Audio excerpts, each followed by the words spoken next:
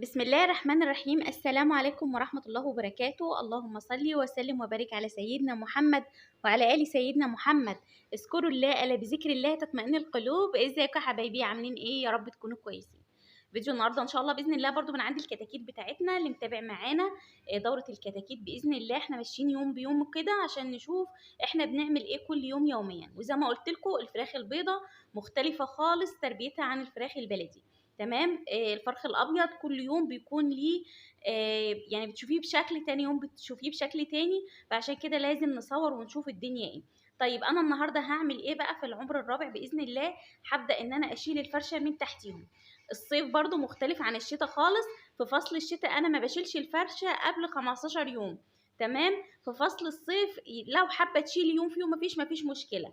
وزي ما انتم شايفين انا مفتحه المكان خالص.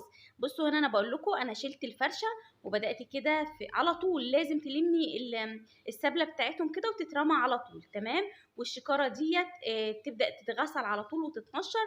لازم كل حاجه تكون نظيفه عند الكتاكيت علشان نتجنب مشاكل كتيره. بس بقى قبل ما نخش على تفاصيل الفيديو ونشوف هنعمل ايه النهارده، دي قناتي. لو اول مره بتشوفوا القناه عندي حطوا لي اللايك كده وادعموا القناه الفتره دي علشان انا حابه الناس اللي كانت معانا في القناه الكبيره تبدا تيجي هنا في القناه دي.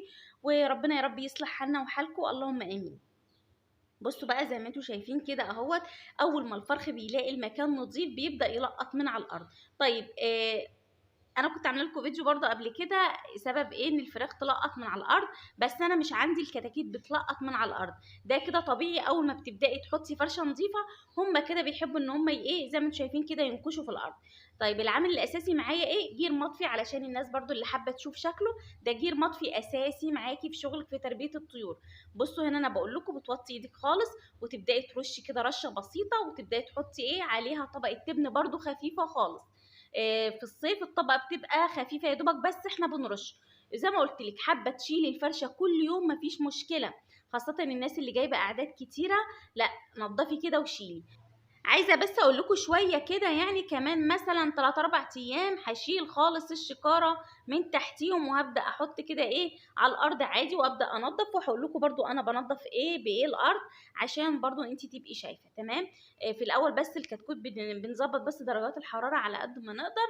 هنا كده برضو بقول لكم ان احنا هنعمل ايه. هنبدا ننضف شويه العلف كل يوم يوميا اللي اتبقوا من الكتاكيت. ما بحطش علف كتير، ما بستهلكش علف كتير في اول العمر كده لان هما مش بيسحبوا معايا كتير.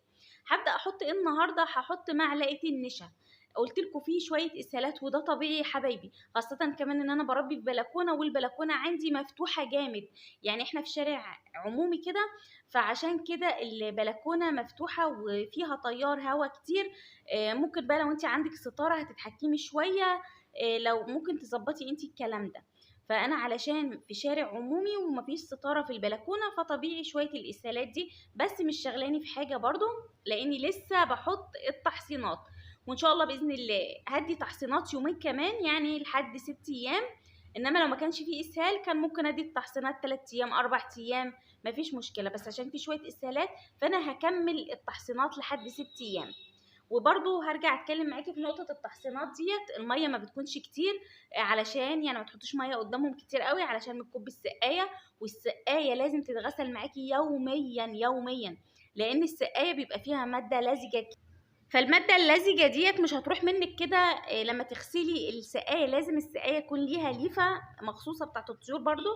انا برضو بخصص الحاجات دي للطيور واغسلها حلو جدا. تمام. فلازم تتغسل كده بليفه تكون كويسه.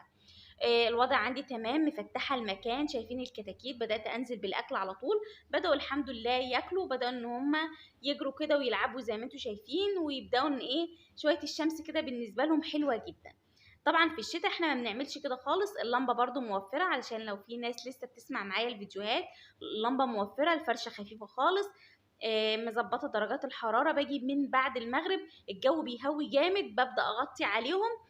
وباجي بقى ما بفتحش عليهم الصبح بدري، بفتح على الساعه 10 وشويه كده يكون بقى ايه بدات الشمس تطلع وبدا الجو يبقى حر شويه.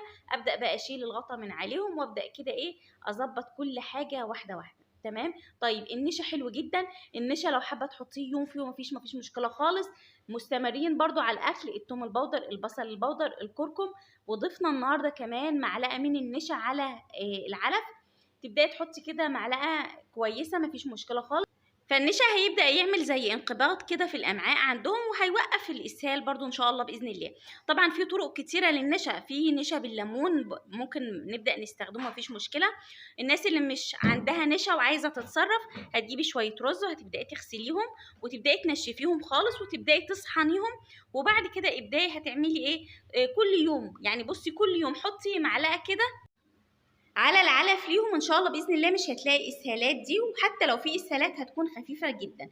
فانا ان شاء الله باذن الله الفتره دي معايا اساسي النشا. وعايزه بس اكد عليكم في حاجه، بلاش تعملوا خلطات جامده للكتاكيت حبايبي. اسمعوا مني بس النصيحه دي. الثوم والبصل والليمون والحاجات الجامده قوي على الكتاكيت دي هتزود معاكي الاسهال، خاصه في فصل الصيف الحر اللي احنا فيه ده. خلي دايما حاجتك خفيفه كده على الهادي. وفي ناس على فكره بتربي الفراخ البيضاء من غير خلطات خالص.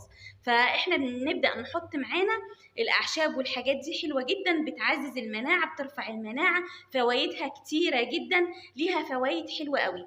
وزي ما قلت لكم احنا تربيه بيتي، بنحب الحاجه تكون طعمها مختلف عن اي حاجه احنا بنشتريها بره. بس في فصل الحر ده الفرخ او الكتكوت ما بيستحملش معاكي الحاجات التقيله على المعده، ان انت بقى في وهو صغير كده تضربي له بصل وتوم، لا لا لا لا خالص. حاجه خفيفه، هنستخدم التوم البودر، البصل البودر، الكركم اساسي معانا في شغلنا، حبه البركه. الايام اللي جايه هقول لكم ان شاء الله باذن الله هنستخدم ايه كمان ليهم. مش هعمل خلطات تكون جامده في فصل الحر دي. ان شاء الله هنعمل خلطات فعاله الفتره اللي جايه برضو لزياده الوزن وترفع المناعه، وهقول لكم هنعمله ايه وامتى كمان هنبدا ندخل الخل او مضاد السموم. وهقول لكم ان شاء الله باذن الله ما نيجي نغير يعني على 10 ايام كده هقول لكم مضاد السموم بشري وبيطري، وفي طرق كتيره باذن الله هبقى اعمل لكم بقى فيديو باذن الله عن مضاد السموم لوحده. تمام. هنا بصوا بدات امسك كتكوت كده وبدات ان انا اشوف الدنيا ايه، الكتكوت واكل. الوضع الحمد لله عندي تمام حلو.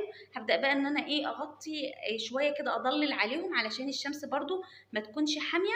هنا كده يعني بعديها بساعتين 3 حبيت ابص عليهم برضو، الحمد لله واكلين وبيشربوا وبياكلوا، والوضع عندي تمام. اللمبه طبعا اطفيها طول النهار مفيش مشكله، بس انا يعني حاطه اللمبه علشان الاضاءه والتصوير مش اكتر يعني. انما اطفي اللمبه طول النهار عادي وشغليها بس بالليل. الهدف من الاضاءه دي ان هي بس تنور كده للكتاكيت علشان تبدا تشوف الاكل وتبدا تاكل. تمام. يبقى فيديو النهارده عملنا ايه في اليوم الرابع، بدانا ان احنا نحط معلقه النشا اليوم، حلوه جدا على الاكل. ان شاء الله باذن الله استنوني بقى في فيديو بكره هنشوف هنبدا نشتغل معاهم بايه.